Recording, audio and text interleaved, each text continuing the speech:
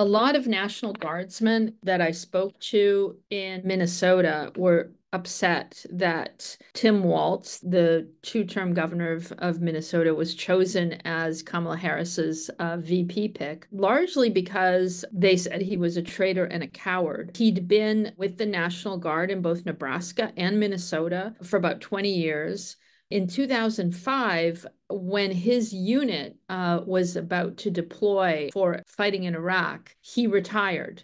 And this was seen as, a great sort of instance of cowardice on his part. Now, he did retire in order to run for Congress at that time. That's what his excuse was. And he did win his congressional seat after that campaign. But I spoke to a few of his former colleagues in the National Guard who were very upset by that.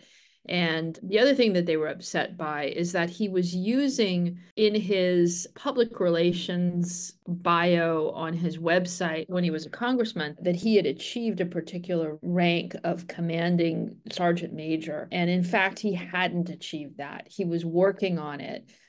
So he should have retired as a master sergeant. That's what technically he was, and it was a lesser rank than he was promoting for himself. The man who stepped in to fill in for Walz when he decided to retire in 2005 was a man named Tom Behrens, and he's from Minnesota. He's a farmer.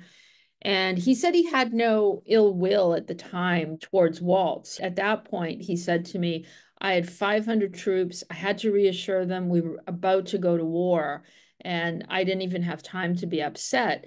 But afterwards, when he saw Walz promoting himself, as having achieved this rank that he hadn't achieved, that's when he started to get angry. And that's when he started writing letters, and he wrote letters to Walz while he was a congressman. He said they were never answered. And finally, he went public. In 2018, when Walz ran for governor of Minnesota, Tom Behrens wrote an open letter with another colleague saying that, he was, not that he lied about his military service, but he wasn't being forthcoming, and that he had left before he ever saw combat. So one thing about Tim Walz was that he had this long storied career in the National Guard, but he'd never been in a combat situation. He'd been to the Arctic Circle. He'd helped during natural disasters in the Midwest.